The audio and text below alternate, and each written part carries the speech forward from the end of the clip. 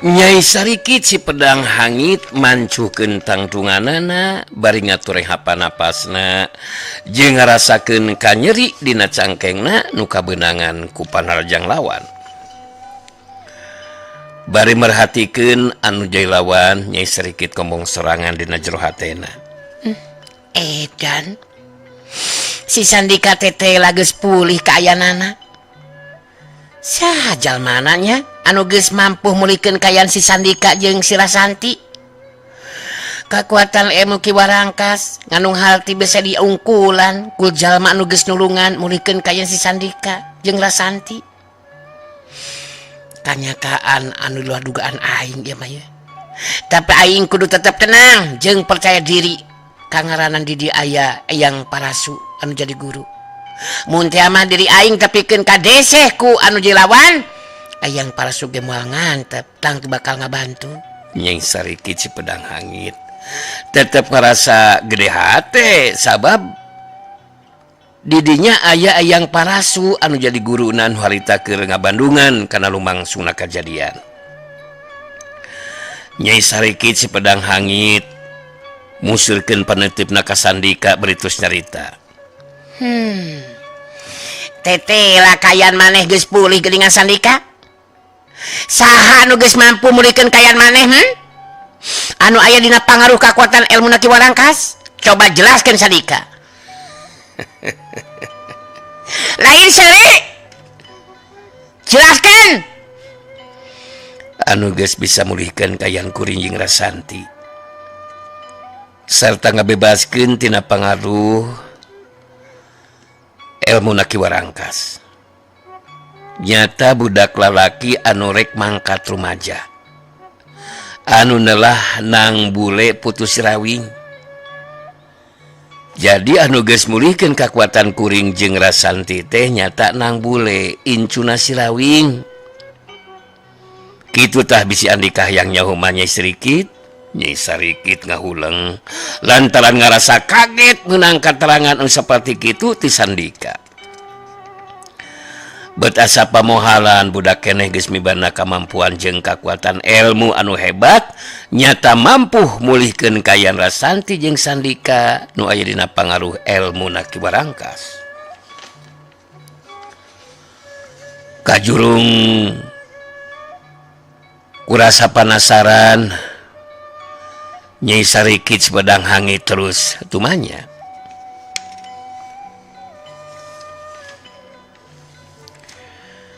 Kamana senjata tumbak pondok maneh Sandika?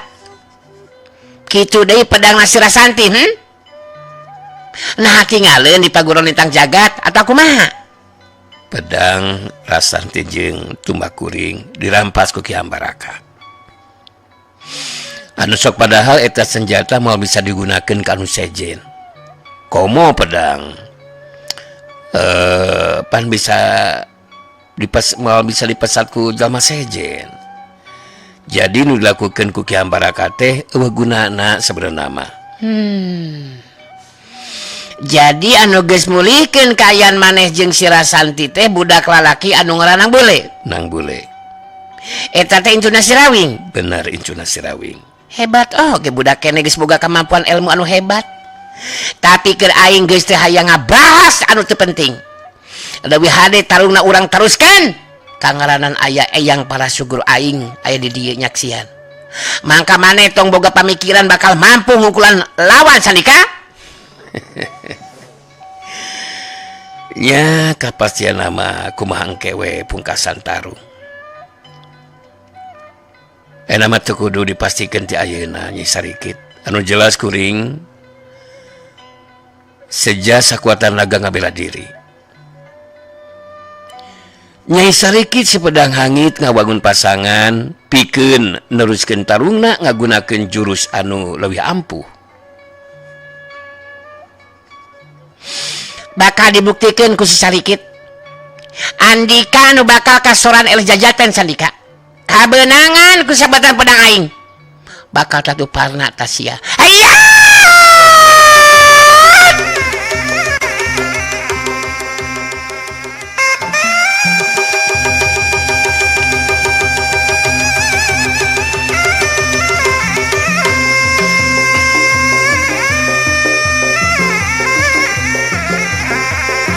Jurela culung Nyai sarikit si pedang hangit majuna rajang.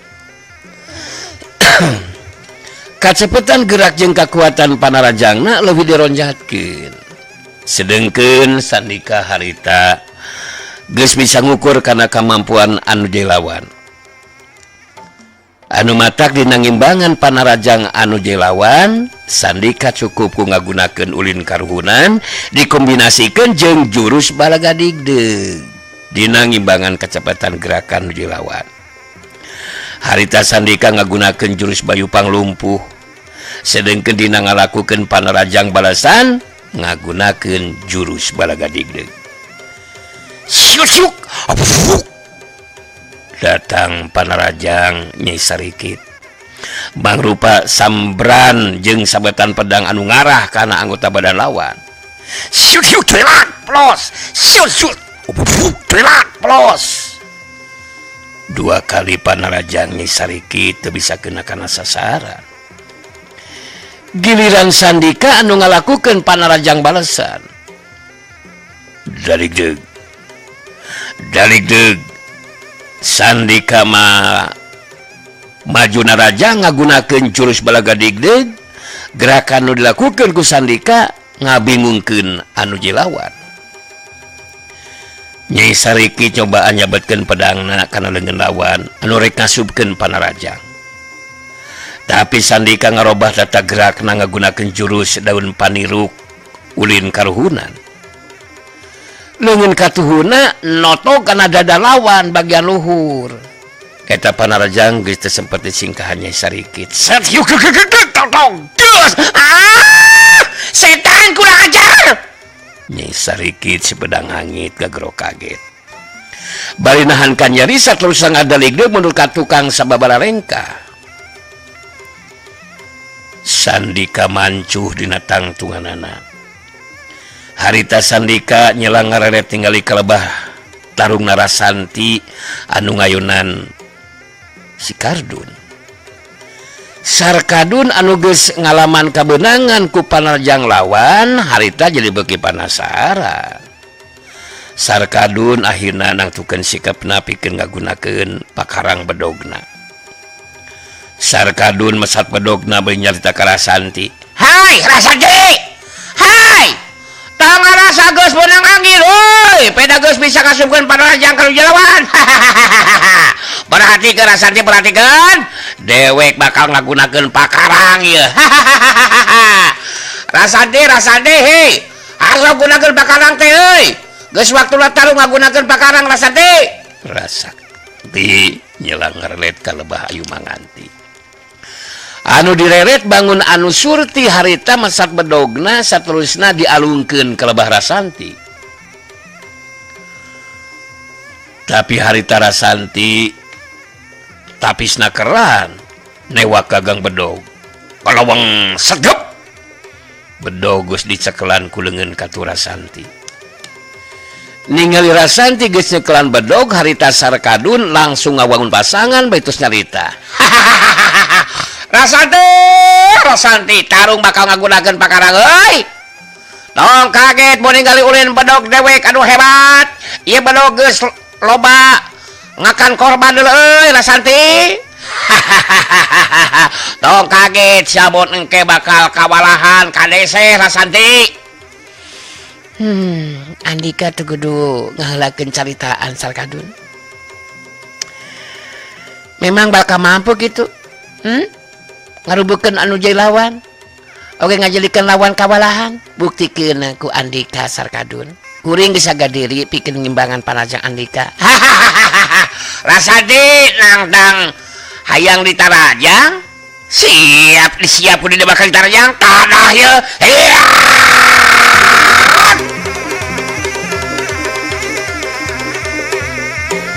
Jurela cilung Sarkadun maju narajang dina ngimbangan panarajang anu jelawan. Harita Rasanti cukup ngagunakeun jurus pedang taji putih. Sok sanajan pakarang anu digunakeunana lain pedang, tapi jurus pedang taji putih anu digunakeun ku Rasanti mampu ngabendung nakis panarajang lawan. Syokyu datang Panarjang Sarkadun bedog ngarah kana dadalawan rikat Rasanti ngagirirkeun badana bayi nakis bedog lawan kirek sakyuk kang jarig Sarkadun ngajarig ka tukang mangsa bedogna bantrok jeung bedog lawan Rasanti ngagentak luncat malas narajang kanu lawan Sarkadun anu keur ngajarig ka tukang masih sempat ngagunakeun bedogna dipake nakis bedog lawan syutang tapi meh bareng jeung bantrokna dua bedog harita Panarjang leungeun kenca Rasanti mubus nyusup di antara celah lolongkrang kosong lawan Panarjang Rasanti gitu seperti singkahan Sarkadun ngagero kaget benahan ka nyeritus kadaligdeg menurut tukang sababaraha lengkah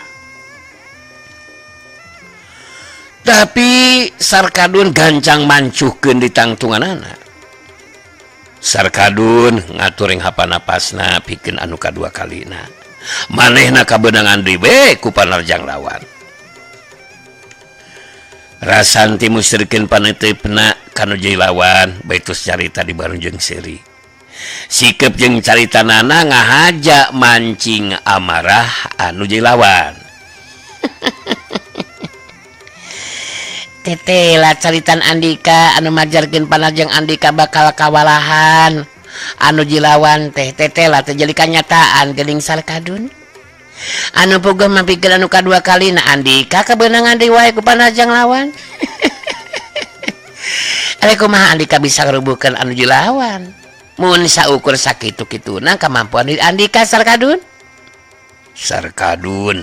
anu satrina mah boga pamikiran hayang ngalumpuhkeun Rasanti tapi ningali kamampuan Rasanti geus dua kali bisa ngasupkeun Panarjang harita Sarkadun jirobah pamikiranana anu lawan kudu diparenan Rasanti kamana karep sia ngomong teh bebekeun ku aing si laing tong anggap ente ka dewek setelah Rasanti si laing geus moal diberi ampun ku dewek sia ojor sakedeung deuk sia awa teh dituna dewek kudu elek jajetan ku si laing anu syukur pangaku awewe bisa ngelehkeun aing omoh Rasanti malila deui si laing bakal ajwa binasa ku leungeun dewek percaya ka dewek Rasanti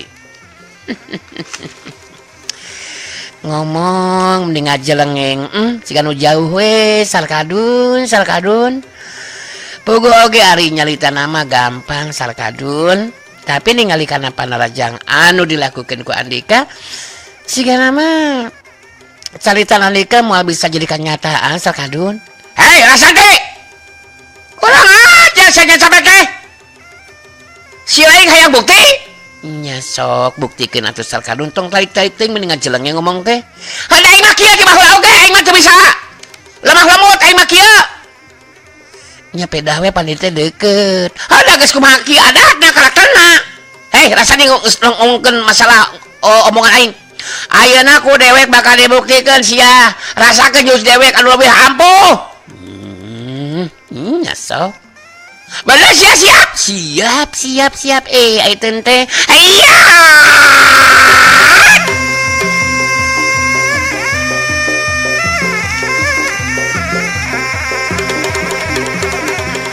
jurelat cilung pikeun anu sakitu kalina Sarkadun maju dina Rajang ngagunakeun jurus anu leuwih ampuh orokaya jurus pedang taji putih nu digunakeun ku Rasanti lain jurus pedang biasa satia Panarjang lawan harita rentas di jalan di Bandung ditakis ku bedog Rasanti Sokhyuk hilek tang Sokhyuk kiwar terang geseh waktu sababaraha detik ti sanggeus tangga Bandung nakis bakarang lawan harita Rasanti ningali aya deui kesempatan anu hade pikeun ngasupkeun Panarjangna Rasanti gagentak luncat narajang bedog ngarah kana dadalawan rikat Sarkadun nakis bedog lawan hiuk tang tapi Sarkadun kacelek meh bareng jeung bantrok na pakarang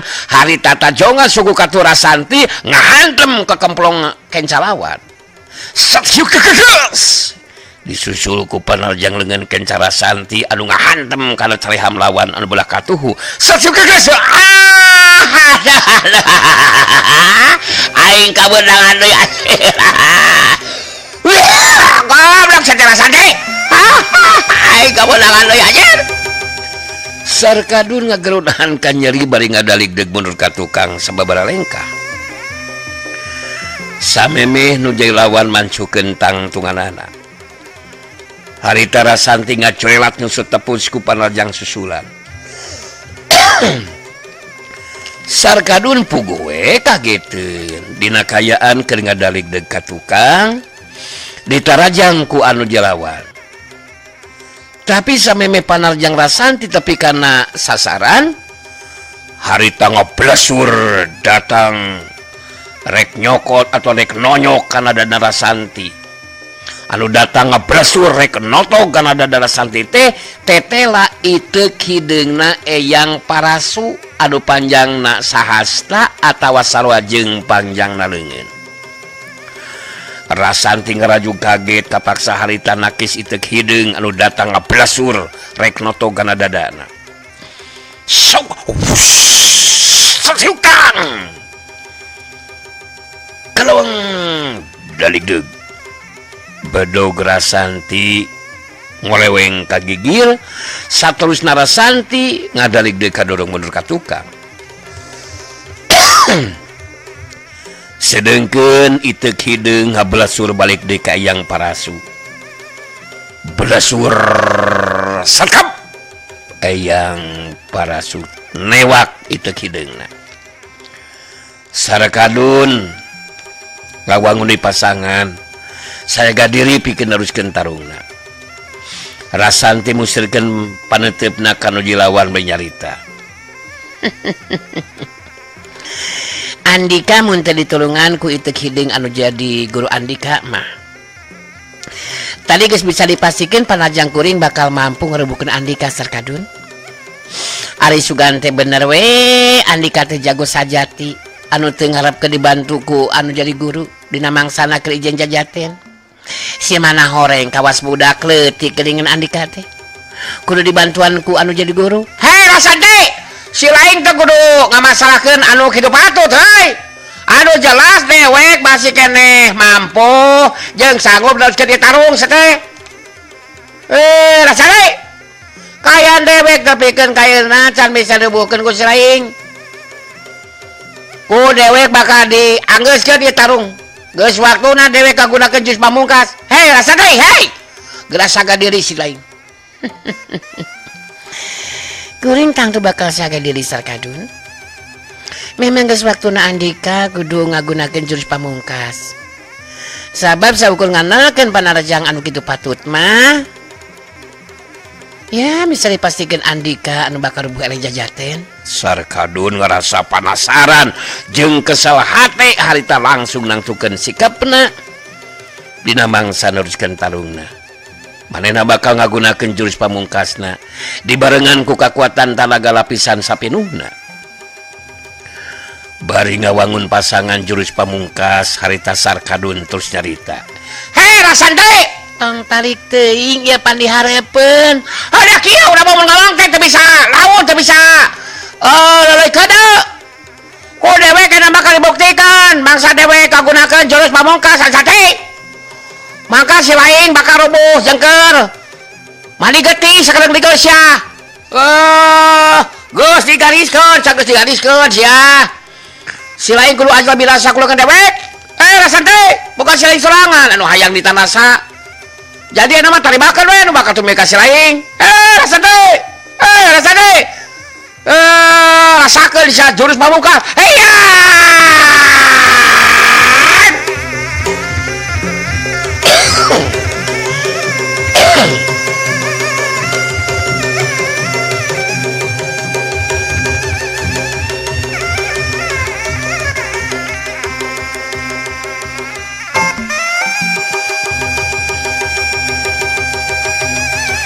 Jorela cilung Sarkadun majuna raja ngagunakeun jurus pamungkas dibarengan ku kakuatan tanaga lapisan sapinuhna. Pikeun ngimbangan panarajang anu jilawan harita Rasanti langsung ngagunakeun jurus pedang kilat bumi dikombinasikeun jeung jurus tapak darah suci. Sokyu angin sameran panarajang Sarkadun nabak kuat karena badan lawan. Rasanti mapag panarajang lawan ngagunakeun jurus pedang kilat bumi anu bisa ngabendung nakis pakarang anu jadi lawan, sedengkeun dina malas naraja ngagunakeun jurus tapak darah suci.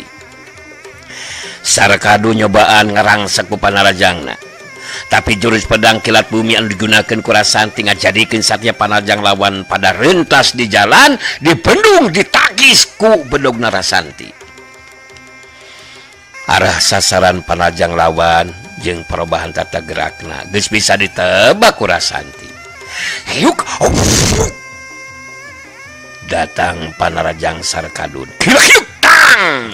Hiuk kiwara. Hiuk tang. Hiuk tang. Runtuyan panarajang Sarkadun teu bisa labas kaburu rentas di bendung ku bedogna Rasanti. Gese waktu sababaraha detik sanggeus senang ngabendung nakis panarajang lawan. Harita panarajang dengan kenca Rasanti anu ngagunakeun jurus tapak darah suci ngahantem kana darah lawan. Nyari Rasanti sadeh nah kumaha sadeh kemana teh sadeh. Mereka ai sadeh nyari sadeh. Sarkadun ngagero nahan ka nyeri bari ngadaligdeug mundur ka tukang. Sarkadun meh-mehan rubuh ngabebengkang. Tapi masih kene kabur ngagunakeun kasaimbangan badana. Daligdeug raneg Sarkadun ngeureunkeun sukuna anu ngadaligdeug terus mancukeun tangtunganana bari ngarasakeun dadana anu nyeri. Sarkadun ngahegak atuh napasna. Rasanti mancu dina tangtunganana barang Rasanti nyelang ngaret ka tempat tarungna Sandika anu ngayunan Nyai Sarikit si pedang hangit. Jadi tenang hati Rasanti. Sabab sok sanajan Sandika lemor teu ngagunakeun pakarang, sedengkeun anu dilawan ngagunakeun pedang, tapi kayan Sandika aya di pihak anu menang angin. Nyai Sarikit anu geus kabenangan ku panarajang lawan harita jadi bagi panasaran. Tapi kecepatan gerak Sandika nu ngagunakeun jurus bayu panglumpuh ulin karuhunan. Elmuna leuwih punjul. Tumatak aneh mun panarajang Nyai Sarikit si pedang langit atau si pedang hangit. Sabetan pedangna can aya nu bisa kena kana anggota badan lawan. Sedengkeun dina waktu Sandika malas naraja ngagunakeun jurus balaga digdeug bingungan dewe Nyai Sarikit dina ngimbangan gerakan anu jilawan. Syuhiu sabetan pedang Nyai Sarikit ngarah kana beheung lawan. Jelak plos. Sandika ngacuelat pindah tempat ngagentak luncat nyusut tepus ku panarajang susulan. Ningali anu jilawan nyusut tepus ku panarajang susulan. Harita Sandika ngarobah cara tarungna. Nyingkahan panarajang lawan ngagunakeun deui jurus balaga digdeug. Sokyu daligdeug plos. Meh bareng jeung ngeplosna panarajang lawan, harita Sandika ngalakukeun panarajang balasan ngagunakeun jurus geni pamatri ulin karuhunan. Peureup katuh Sandika ngahantem kana dada bagian luhur anu jilawan. Sokyu keras.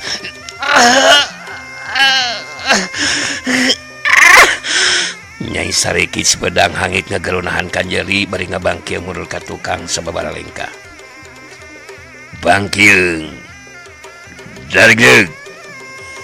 Daligdeug raneg Nyai Sarikit ngeureunkeun sukuna anu ngadaligdeug terus mancuhkeun tangtunganana. Bari merhatikeun anu jilawan Nyai Sarikit ngomong dina jero hatena. Edan ilmu silat si Sandika nyata di luar dugaan aing. Ningalikeun kaayaan anu kudu mangsung, aing sabenerna geus bisa mastikeun ilmu silat si Sandika memang leuwih punjul.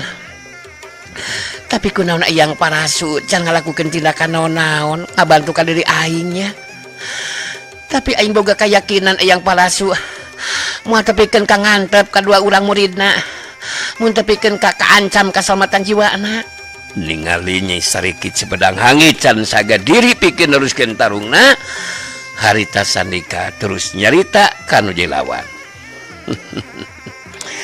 Kunaon Andika tacan sage di diri pikeun neruskeun tarungna geuningan Nyai Sarikit? Mun sakirana geus henteu untupan, Andika teu kudu maksakeun diri neruskeun ieu tarung. Sabab mun Andika tetep maksakeun malah jadi meuceunan tanaga teu puguh Nyai Sarikit. Nyai Sarikit sepedang hangit musurkeun paneutepna kanu jilawan bari nyarita. Aing masih kena sanggup Sandika neruskeun tarung. Eueuh ti dituna aing make kudu ngeureunkeun tarung sagarupa. Tarung bakal eureun mun kaayaan maneh geus ngababatang jadi bugang di patempatan deui. Kalah aku mah oge aing bakal mampu ngarubukeun anu jilawan sia Sandika. Ya syukur we atuh ari bener Andika bakal mampu ngarubukeun anu jilawan mah. Ngantang tu we eta caritan teh ulah ngasyukur kahayang wungkul Nyai Sarikit. Tapi kudu sajalan jeung kenyataan. Nyai Sarikit si pedang hangit harita jadi nangtukeun sikapna pikeun ngagunakeun jurus pamungkasna pikeun mastikeun dirina atawa anu jilawan anu bakal kasoran eleh jajaten. Nyai Sarikit ngawangun pasangan jurus pamungkas netep seukeut kanu jilawan bari nyarita. Urang teruskeun sia tarungna Sandika. Ku aing bakal dipastikeun maneh atawa aing anu bakal rubuh kasoran eleh jajaten deuleu sia. Maneh montong kaget mun ningali panajang aing jeung leuwih hewat. Sabab aing bakal ngagunakeun jurus pamungkas deui sia Sandika. Ya, jadi mun kitu mah Andika boga karep rek mungkas lumakeun ieu tarung, kitu meureunna nya. Hade mun kitu mah. Kukuring bakal diladenan kaya Andika Nyai Sarikit. Ku aing bakal dibuktikeun sia. Maneh anu bakal kasoran eleh jajaten Sandika. Tada sia kurang ajar jurus pamungkas pamacat. Heya!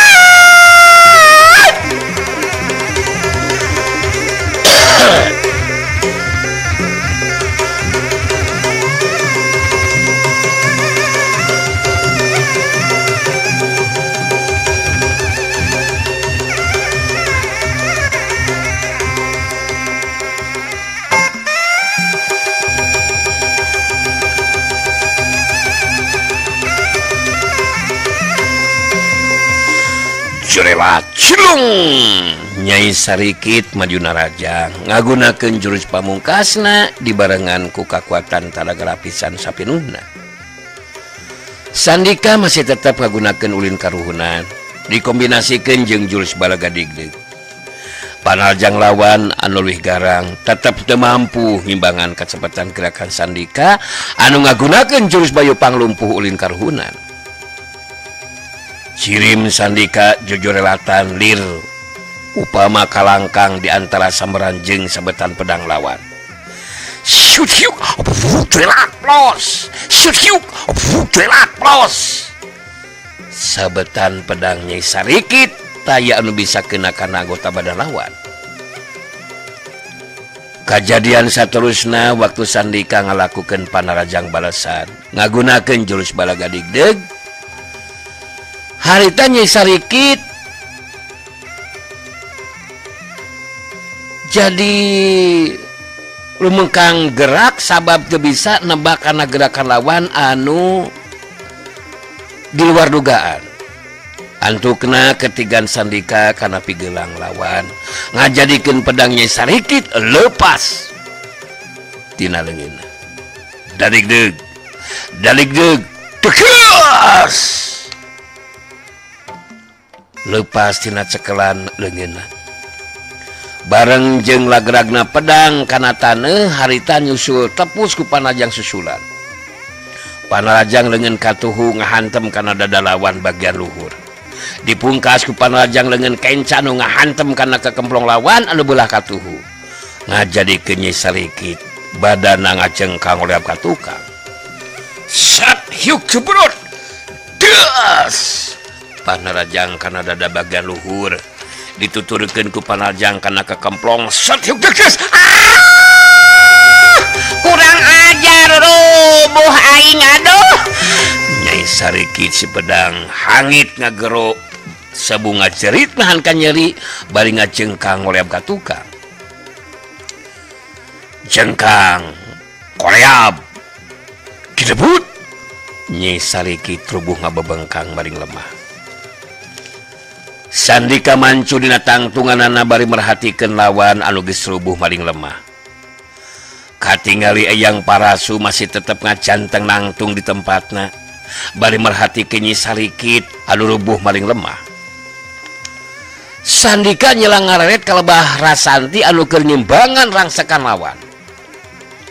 Harita Sarkadun masih ngagunakeun jurus pamungkas dibarengan ku kakuatan talaga lapisan sapenuhna keur ngarangsek ku panarajangna. Rasanti nu ngagunakeun jurus pedang kilat bumi dikombinasikeun jeung jurus tapak darah suci. Masih aya di pihak anu meunang angin. Rasanti lain bae bisa ngabendung nakis satiap panarajang lawan, tapi panarajang balesan ti Rasanti ngajadikeun nu jadi lawan kawalahan. Sohyuk jingkrak hiuk klang. Sohyuk buka ilang hiuk klang. Rangsekan panarajang Sarkadun pada rentas di jalan. Kajadian saterusna Rasanti anu ngalakukeun panarajang balasan. Sohyuk sabetan bedog Rasanti ngarah kana dada lawan. Sarkadun masih sempat nakis bedog lawan. Sohyuk klang. Meh bareng jeung bantrokna pakarang. Harita panarajang dampal leungeun kencana Rasanti nu ngagunakeun jurus tapak darah suci geus teu bisa disingkahan nu jadi lawan ngahantem kana dadana. Satyuk deges. Saterusna Rasanti luncat setengah badan sapasang sukuna pilih genting ngajajak dada lawan. Kajelang set jajak dada lawan dek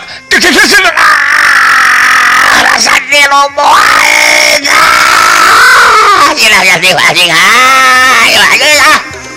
Sarkadun ngageronahan kan nyeri bari ngajengkang oleh ka tukang geus teu bisa ngajaga kaseimbangan badanna. Jengkang koleab kedebut. Sarkadun rubuh ngabebengkang baring lemah. Rasanti mancuh dina tangtunganana bari ngatur hapa napasna. Rasanti ngareret kalebah Sandika jadi ngemplong hatena ningali Sandika nu geus leuwih teu heula ngarubuhkeun anu jadi lawanna. Eyang Parasu anu keur ngajanteng nangtung bari nyekelan iteug hideung pondokna harita dina lengkah anu tenang maju ka hareup. Sandika ngacerat luncat saterusna nangtung digireun Rasanti. Bari ngareret ka buah hatena harita Rasanti ngomong lalaunan. Urang ayeuna kaunggulan Kang Dika. Tapi Eyang Parasu sigana mah anu ayeuna bakal disinghareupan ku urang Kang. Urang kudu waspada ieu mah Kang Dika. Bener Ranti. Urang kudu waspada. Sabab urang can bisa mastikeun kumaha ajen wawasena Eyang Parasu. Mun teu pikeun ka ijen jajatan nya urang. Eyang Parasu ngeureunkeun lengkahna dina jarak anu dianggap cukup terus ngajanteng bari ngabagikeun paneutipna ka Rasanti jeung Sandika. Harita Rasanti jeung Sandika kalerung musirkeun perhatianna ka Eyang Parasu anu samemeh nyarita teh harita waktosna seep.